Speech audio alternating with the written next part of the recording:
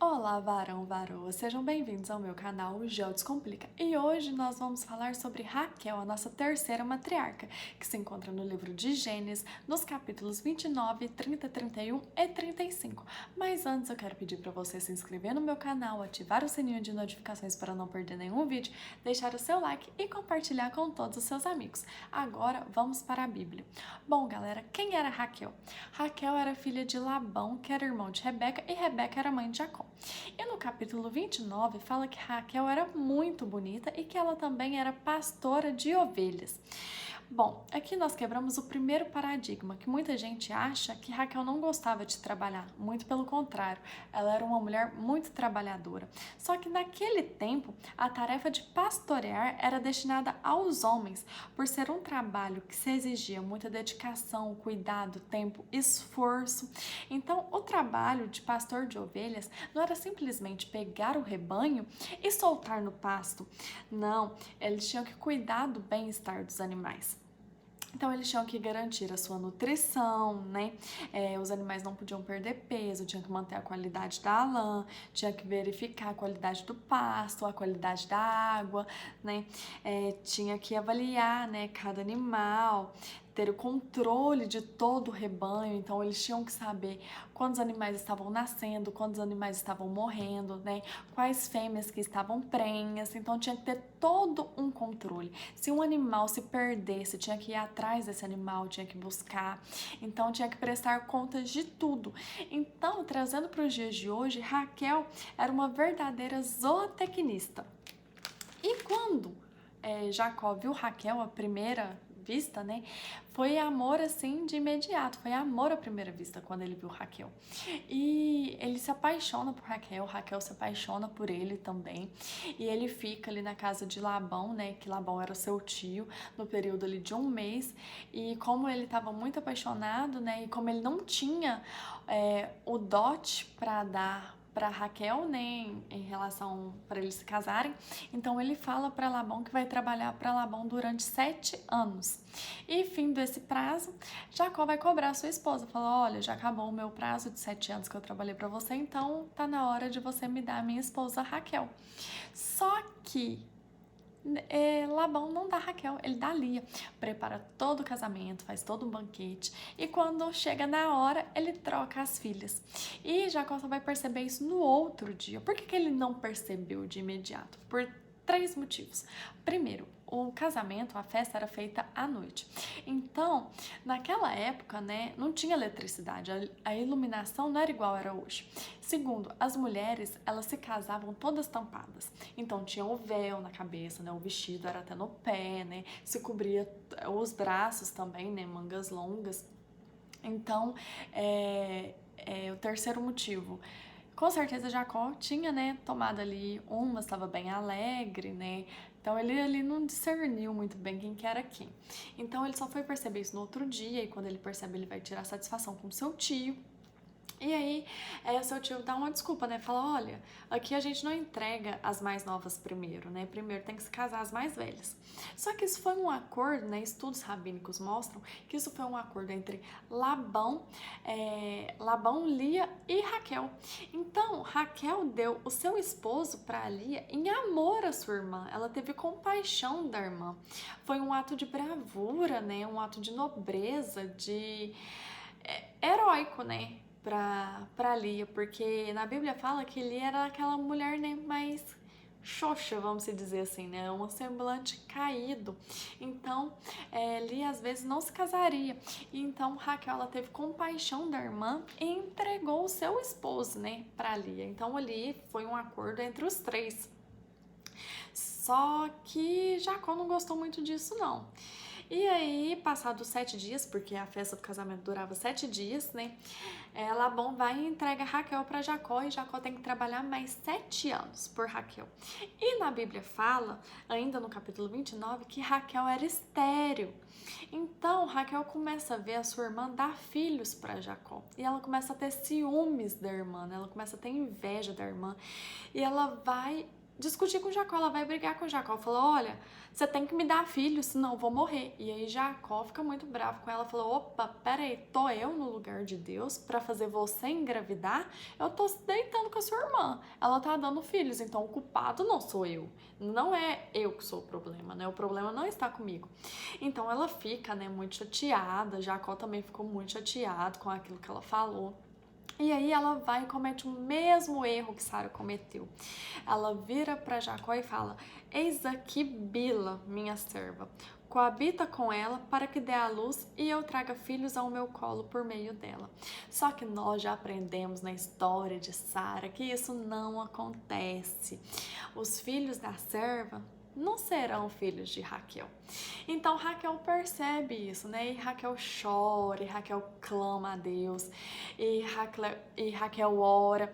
E aí, lá no capítulo 30, no versículo 22 até o 24, fala o seguinte: lembrou-se Deus de Raquel, ouviu-a e a fez fecunda. Ela concebeu, deu à luz a um filho e disse, Deus me tirou o meu vexame. Ele chamou José, dizendo, dê-me o Senhor ainda outro filho. José significa aquele que acrescenta. Então, né, passado todos esses anos aí, né, mais de 14 anos, né, Jacó retorna, né, para Canaã. Ele volta para Canaã. Só que eles saem da terra onde eles estavam, de Padã Arã, fugidos, né? Eles fogem de Labão. E aí, quando um pouco antes deles fugirem, Raquel vai na casa de seu pai e furta os ídolos dele. E aí muita gente lê esse versículo e acredita que Raquel era idólatra. Só que não, Raquel não era idólatra. Por que que ela furtou os ídolos? Porque na cabeça dela, sem os ídolos na casa de seu pai, ela entenderia que só existe um Deus, o Deus de Isaac e o Deus de Abraão. Então, na cabeça dela, ele iria se arrepender de tudo aquilo que ele fez, ele iria reconhecer que só existe um Deus e ele voltaria o seu coração para Deus. Só que, né, nós percebemos no decorrer da história que não foi isso que aconteceu. E aí, quando Labão volta para sua casa e vê que Jacó já tinha ido embora, né, às escondidas, com as suas filhas, né, com seus netos, com os servos, ele vai atrás de Jacó. E quando encontra Jacó, ele discute com Jacó e pergunta para ele, fala assim, por que você furtou meus ídolos? E aí Jacó responde para ele, no capítulo 31, no verso 32. Não viva aquele com quem achares os teus deuses.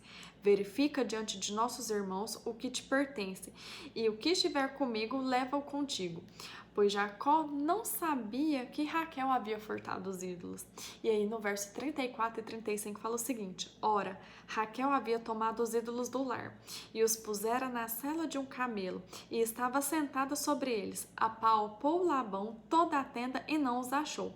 Então disse a ela ao seu pai, não te agaches, meu senhor, por não poder eu levantar-me na tua presença, pois me acho com as regras das mulheres. Então, aqui nós vemos que ela não era idólatra, porque, primeiro, ela estava sentada em cima dos ídolos, segundo, ela estava no seu período menstrual. E quando a mulher está no seu período menstrual, é um período de impureza da mulher, ela não está pura, né? Ela não está limpa. Então, ali ela estava anulando a idolatria, ali ela estava falando que os ídolos não serviam para nada, que aquilo lá não tinha significado nenhum para ela.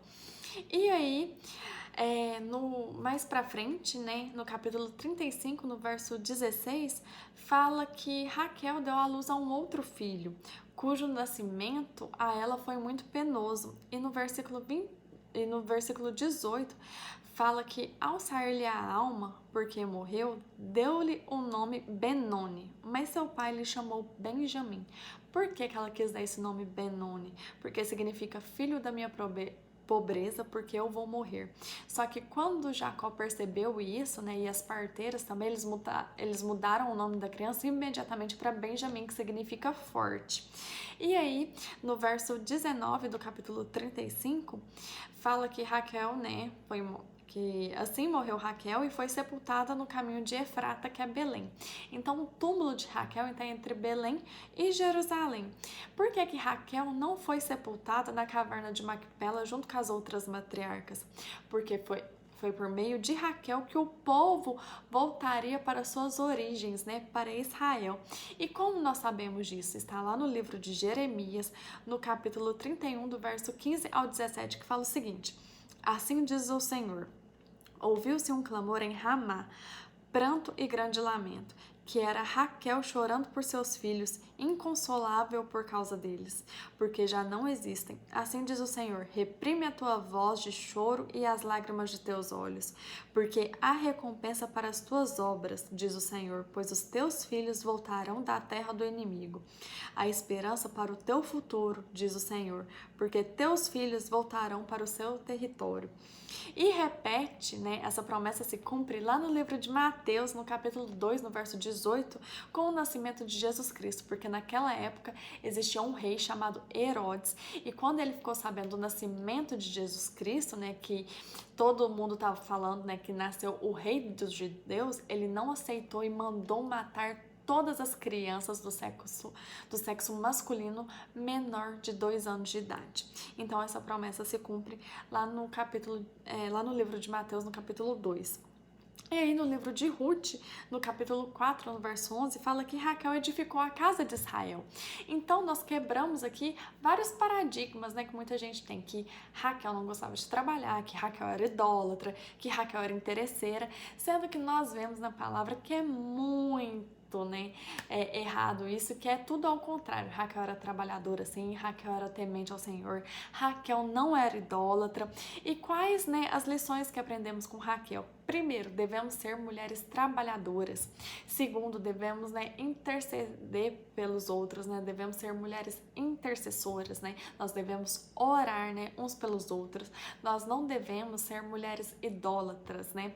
Nós não devemos compactuar com esse ato, porque só existe um Deus, né?